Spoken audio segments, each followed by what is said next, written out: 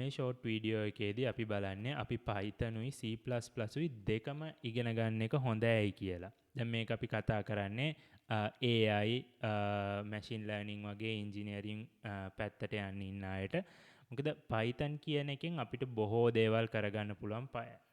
Almost all අපිට හැමදේම වගේ Python වලින් කරගන්න පුළුවන්, including self driving cars and robotics ඔක්කොම කරන්න පුළුවන්. but අපිට යම් තැනක් එනවා අපිට C++ අවශ්‍ය වෙන. ඒ තමයි හිතන්න අපිට ගොඩක් data එක වැඩ කරන්න තියෙනවා, videos එක වැඩ කරන්න තියෙනවා, chatbotsලා වගේ වනම් අපිට hardwareත් එක්ක ලොකුවට දඟලන්න ඕනේ නැත්තම් අපිට Python විතරක් ඇති. Python වලින් ගොඩක් දේවල් කරගන්න පුළුවන්, right? but hardwareත් එක්ක දඟලන්න එනකොට sensors, motors ඕවත් එක්ක වැඩ කරන්න වෙනකොට plus ඒව real time, ඒ කියන්නේ මේ මොහොතේම decisions ගන්න වගේ දේවල් වලට දැන් self driving car එකක් ගත්තොත් එහෙම ෂණිකව decisions ගන්න ඕනේ. කාව හරි ඉස්සරහින් යනවා කියලා දැක්කහම විනාඩි 5කට පස්සේ decision එක ගන්න බෑනේ, හැප්පිලා ඉවර වෙනවනේ. එතකොට ඒක නිසා ඒ වගේ ෂණිකව decision ගන්න and hardware involved වෙලාවේදී අපිට C++ වගේ දේවල් ඕනේ වෙනවා. so Python ගත්තොත් එහෙම prototyping වලට Python super දෙයක්. ඕනේ දෙයක් අපිට ඉක්මනින්ම ප්‍රොටෝටයිප් කරගන්න පුළුවන් Python. ඔයාට මම මොනවද කියන්නේ AI පැත්තෙන්, machine learning පැත්තෙන් ඔයාට ෂණිකව හොයාගන්න පුළුවන් විදියක් Python වලින් ඒක කරන්න.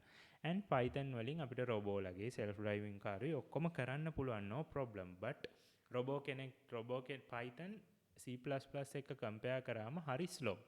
එතකොට robot කෙනෙක් Python වලින් code කරන එකයි C++ වලින් code කරාමයි මේ දෙකේ ලොකු වෙනසක් අපිට පේනවා. මොකද C++ වලින් ෂණිකව මොන හරි decision ටිකක් ගන්න එකට Python වලට ඒ වගේ 5-6 ගුණයක් ඊටත් වැඩි ගුණයක් කාලය යන්න පුළුවන්. C++ එක ගොඩක් hardware වලට close language එකක් නිසා ඒක සෑහෙන optimized by default, but අපිට තව optimize C++ ලිව්වොත් තවත් fast.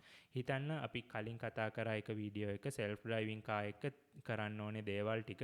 එතකොට ඒකෙදි අපිට self driving car එකේ multiple cameras වලින් input ගන්න ඕනේ, radar, lidar, ultrasonic, GPS, IMU හැම එකෙම information අරගෙන ඒ ටිකෙන් බාහිර පරිසරය අඳුනගෙන තමන් ඉන්න තැන අඳුනගෙන ඒ අනුව ප්ලෑන් කරලා ඒ අනුව කන්ට්‍රෝල් ඩිසිෂන් අරගෙන ඔය ඔක්කොම මිලිතප්පර 10ක් ඇතුළත වෙන්න ඕනේ. ඊළඟ මිලිතප්පර 10යි තව එකක් වෙන්න ඕනේ ඊළඟට එහෙම.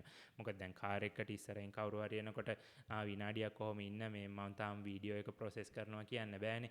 ඒක නිසා අනිවාර්යෙන් almost real time අපිට වැඩ ටික කරන්න ඕනේ. දැන් ඔක Python වලින් අපිට කරගන්න අමාරුයි. එතකොට C++ වගේ language එකකට යන්න ඕනේ. hardware වලට close නිසා සෑහෙන්න fast වෙන. එතකොට machine learning ඔයා statistics වගේ කරනවා නම් ඔයාට කිසිම දෙයක් වැඩක් නැහැ. C++ වලින් වැඩක්ම නැහැ. right? ඔයා data science කරනවා නම් ඒත් ඔයාට C++ වලින් වැඩක් නැහැ. හැබැයි ඔයා machine learning වල IoT නැත්නම් image processing, video processing, hardware real time වලට close ඒවා කරනවා නම් ඒක හොඳයි දැන් ඉඳන්ම C++ පොඩ ඉගෙන ගන්න එක. ඊට පස්සේ ඔයා robotic self driving cars ඒ වගේ පැති වලට යනවා නම් definitely ඔයාට C++ දැනගන්න වෙනවා Python වලින්. එතකොට අපි usually කරන්නේ Python වලින් code එක ලියලා robot install කරලා robot ගේව අපි check කරලා බලනවා. ඊට පස්සේ ඒ වැඩ කරනවද කියලා බලන්න. ඊට පස්සේ final version එකට අපි chip එකක් දාලා ඒකට අර අපි ලියපු algorithm C++ වලට convert කරලා C++ එක තමයි අවසානයේ robot ගේ ඇතුලේ run වෙන්නේ. එතකොට ඒක super fast. ඒක නිසා තමයි ඔයා AI engineer කෙනෙක් විදියට C++ උයි Python උයි දෙකම දැනගන්න එක හොඳයි කියන්නේ.